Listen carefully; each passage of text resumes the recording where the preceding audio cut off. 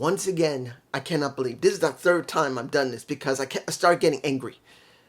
I gotta say that NXT, which is the rebranded way that Vince wanted it, is better booking and better show than Raw.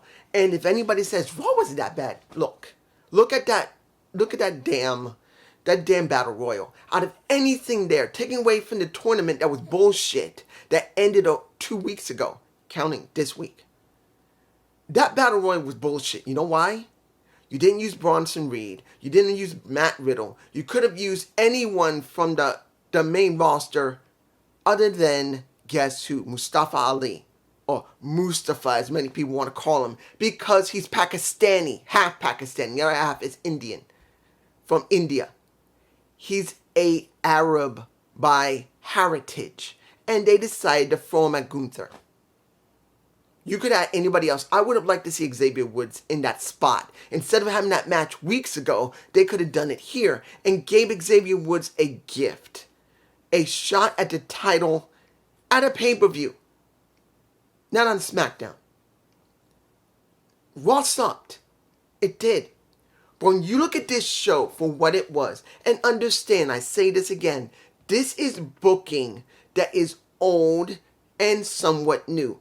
Old style 90s and late 80s booking from Vince, and more of the traditional NXT kind of slapped on top of it to give it a little bit of extra spice. That's what we have here. And people didn't like it at first, but guess what? This is what we got. And it's better than Raw. And I'm sure it's going to be better than SmackDown. And that's saying a lot. Let's move on. Opening one of the two last qualifying matches to get into the tournament. It's the the qualifying matches. Fallon versus Cora Jade. Now, I'm going to be honest here. Did I ever like Fallon? No. Not really. I never really got into her character. Yes, she's a sexy looking woman who works a bar. Who owns a bar. Which has two buddies of hers that is by her side. You could say Fallon could be something interesting. But to be honest, they never booked her to be interesting any time by herself until Kiana James. So I've never really felt anything from her. So when I see her go against Cora Jade, who has been very well developed, whether you like it or not, that she is pretty much AJ Lee 2.0. That is what she is. She is AJ Lee 2.0, and she'll do a damn good job at it. I didn't expect her to lose here. She won because I knew the time of Jade was going to happen. Let's just make it clear. That's what happened here. But I will at least say it was good to see that it did do a small few second segment with her and Cora Jade beforehand. That makes it way better than what we normally get on Raw or SmackDown. At least we get talks. Something from the women to know their thinking, their personality. Next. Dyad versus the Creed. Now, did I believe that Dyad was going to win here? No. Should have they won? Yeah, I do believe they should have won, counting on how can I say this? I will explain what's going on with Gacy when it comes to Wesley and Tyler Bates. But knowing with that, you would think they would have a shot. They would build themselves up so they would meet Gallus. This would be good for them. But we get the Creeds again. Problem is, with the Creeds, they've been heavily spotlighted. And they're a great team. They now speak a lot better. Brutus has gotten a bit better when he talks. And when it comes to Julius, he's the one that talks the best. And I gotta say this. Eileen Nile, I really didn't feel her, but she's slowly growing on me. Because I never did feel her. She was just an afterthought. Yeah, she had a little bit of time with Paxley, but I feel like they could do a lot more with her. And I'm beginning to feel like they could, and maybe they should. That's just me, guys, down below. Now, next. We got an early segment in the beginning of the show where pretty much when you see the dealings between, how can I say this? When Trick pretty much came out with Carmelo, it's obvious. They're trying to call out a little bit of Braun because they really want to get a little bit of Braun under the nails. They want to just rip him apart. But we get Drew Gulak and we get Charlie Dempsey insulted because they passed by them and didn't even recognize them. And that is the reason for this match. It felt weak. I'm going to be honest here. This felt a bit weak. Having this match, the reasoning behind the match, it is not strong. They just wanted to do something with Trick and Carmelo. That's what they did. So they can fill in some time to the end of the show when finally Braun finally came out. Good match though. It was a good match. But I still say this. It is time for Trick to break away from Carmelo. Let's make this very clear. I know people like Trick. And at one point when Trick was wrestling, they started singing something. I couldn't tell what it was. Now, I'm not saying that it was for Trick. It could have been Willy Wonka in the Magic Chocolate Factory because they were messing with I believe, Charlie and, Charlie saying Willy Wonka and messing with him that way. That could have been what the song was. But I say this. Trick by himself could get over if they repackage him. I truly believe it is time for him to do this. In the end, you know who won. It was Carmelo and Trick. But in the end, they still did not get the breaker out there. So it came later in the night. Now, we get a surprise match. Since Kiana James lost, which I felt that she should have went further on, that Valkyria, I'm being honest here, Valkyria does not deserve to be in that spot. I believe Kiana James should have been there. I believe that's who she faced, Kiana James versus her. I just don't believe that Valkyria is the right person because I just don't feel a character. I'm sorry. Her character doesn't feel like anything. She's not Alba Fire, and she's not Ala Dawn. And I gotta say this now because I almost forgot. Nothing was stated about the NXT Women's Championships. 0 on this show. And they're on SmackDown. And they were seen on SmackDown with those damn titles. Unless they're going to combine the NXT and the women's titles, which they should, they've thrown them away. Unless it's coming in the next couple of weeks that after Battleground, they will have a tournament for those titles. I think they're done with them. That's what I think. But that's just me. You guys tell me below. I don't know yet. But when it came to Kiana James, I still think she should have won. But then you get Thea Hall and her in the back because everyone was watching to see about the quarterfinals. And clearly, when you get to see this, you see that Kiana's not happy. Haley is messing with her. And this is how this match started, which was fine. And you get a whole bunch of people in the back and you see Duke filling out. But why?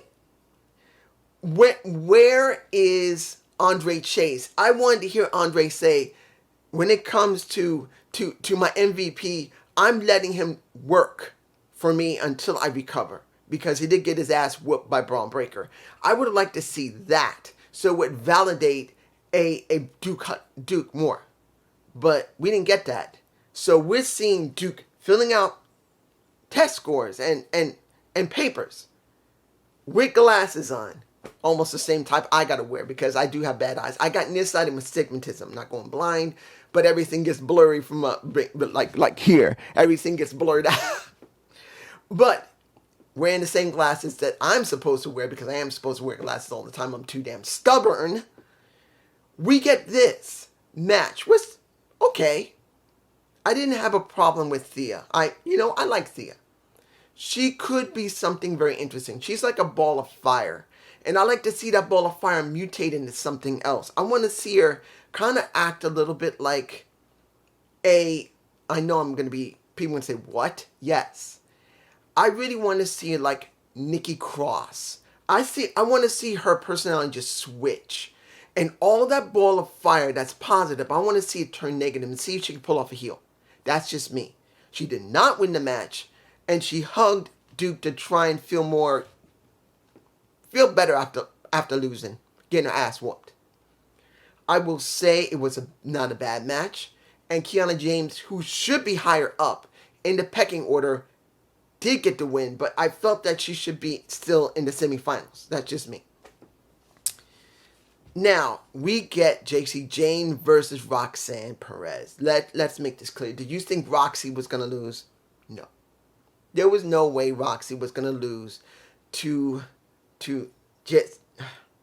JC was not going to win here because she still got to deal with Gigi, which happened after the match. It did happen after the match.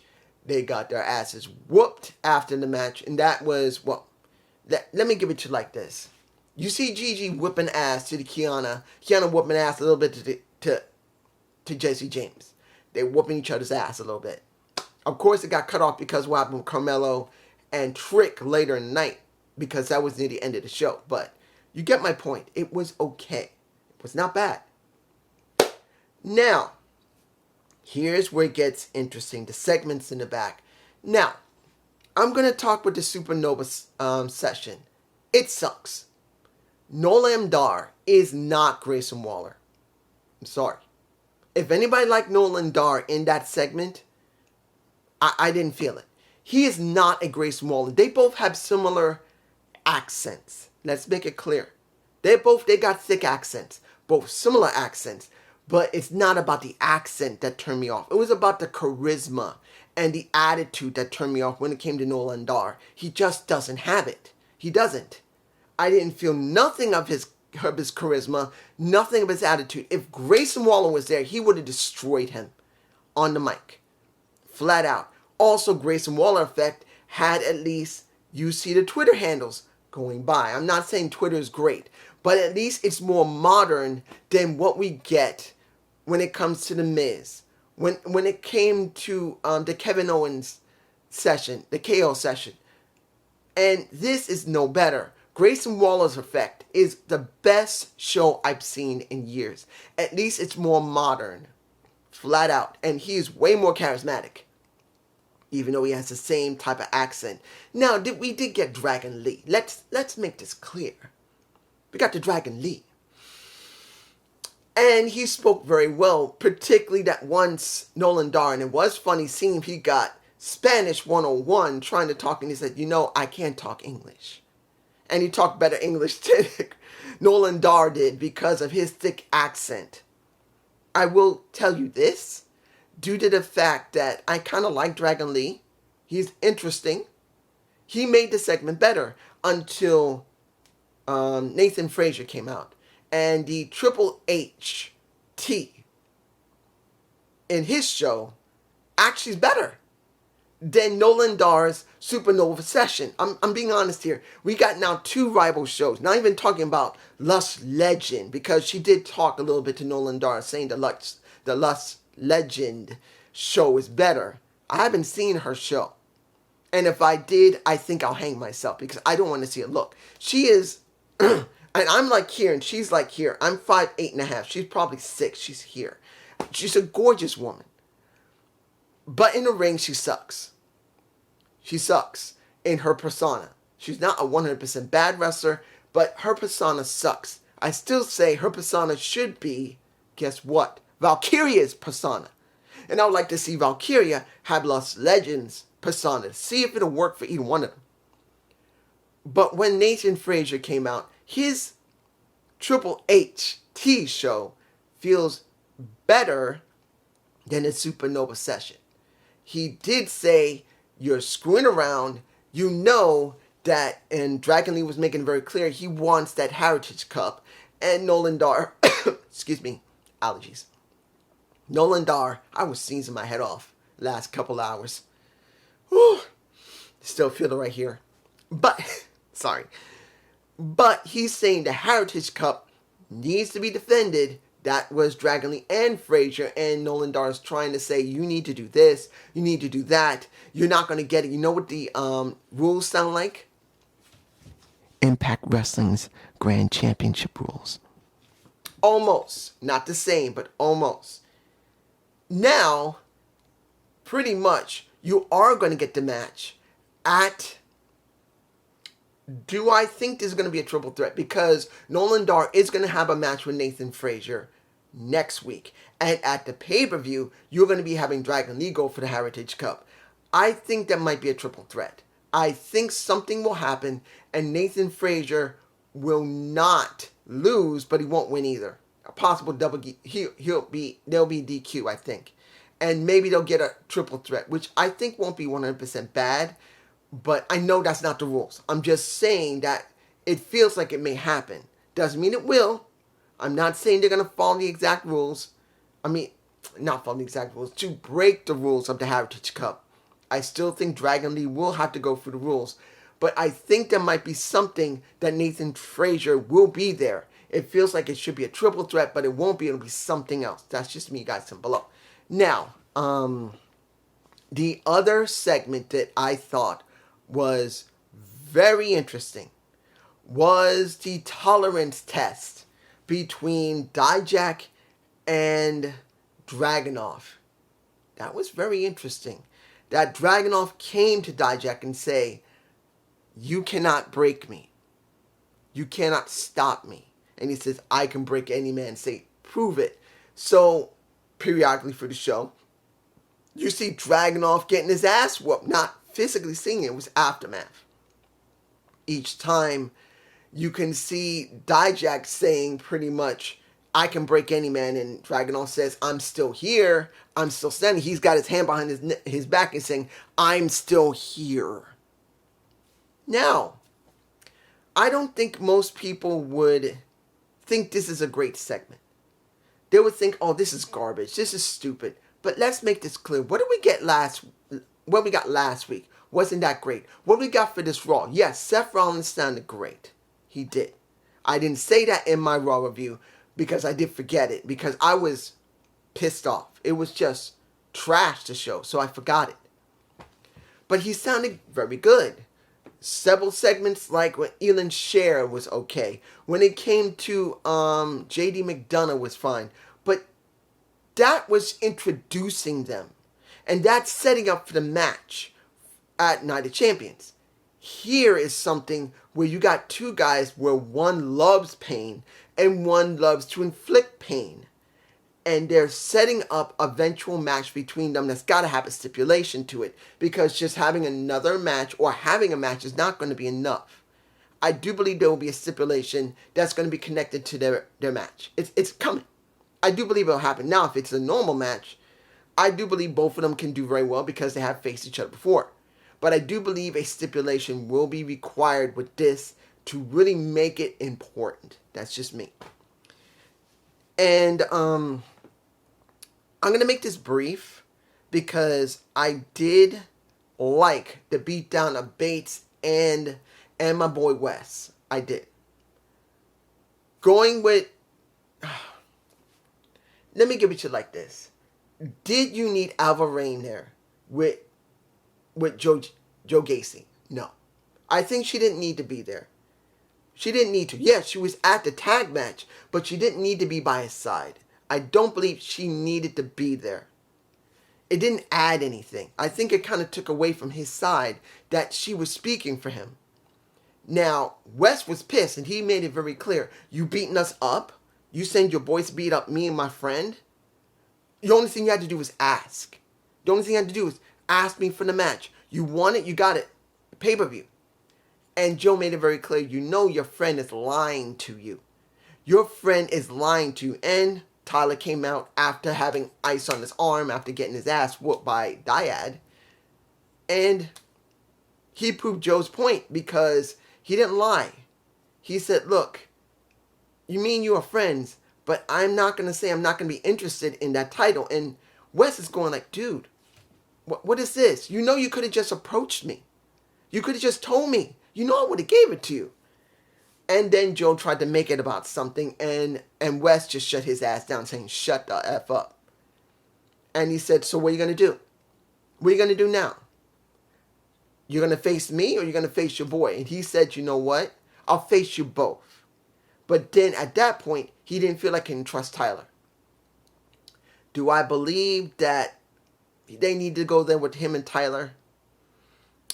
I'm not sure if it's good or not. It's going to count on what they're going to do after the booking of Battleground, which I will be doing on a Monday. I will be reviewing Battleground on a Monday. If I can, Monday morning, so I can probably check Raw. I don't know why I'm even checking Raw, but you get my point. At the end of the show, we got Carmelo Hayes. At the end, we have Braun Breaker finally coming out with security, which he made it very clear. The security is not for me, because Carmelo saying, oh, you're bringing out security. He says, no, not for me. It's for you. They're not for me. They're here to keep me from you. Because when it comes down to it, I'll break your face. And Trick, I really do believe, was a detriment there. He didn't need to be there with Carmelo. He could have stayed quiet. And I think that would have been better. Because when you hear Trick talk and see that Trick was trying to add on to what he was saying, and yes, it did help part of the story. But the problem, which they didn't capitalize on, was that Trick was the reason that he lost in the damn first place. Because the change in attitude, like Carmelo said, people say it's a good thing, which it is. He's actually working way better as a heel than a face. But I would have liked that when it came down to it, that he said, and this is Braun Breaker, he says, oh, really? I got a problem with you? Who was the one who screwed me over during the damn match twice? Your boy did. You needed your boy to be able to do your business. But you know what? Cool. I don't care. It helped me because look what happened. The crowd loved you more than me. And I've been doing everything clean. You know what? I don't give a damn about being clean anymore. I'm going to do this now because I want to hurt you.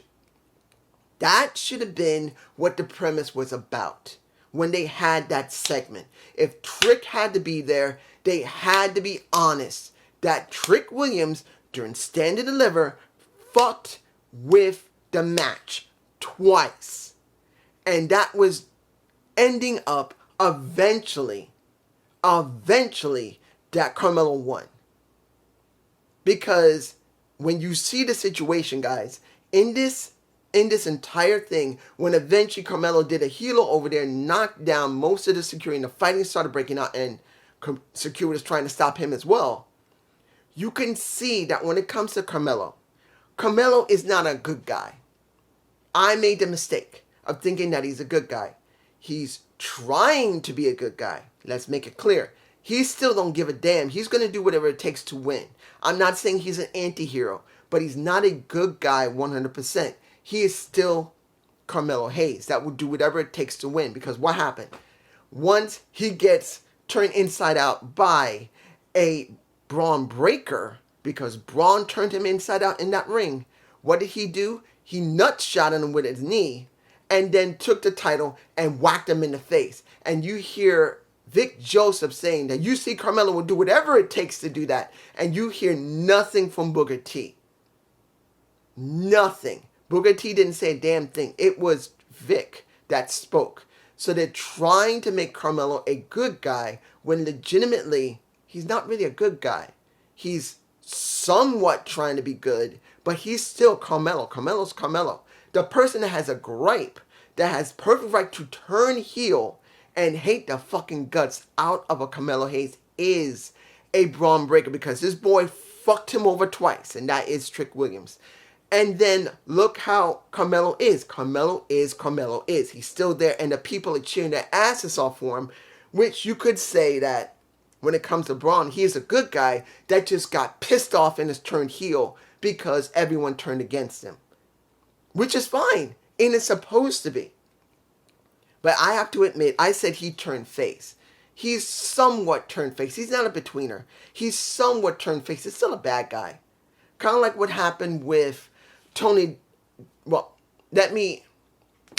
I know I didn't say anything about Tony D'Angelo being taken away by the police.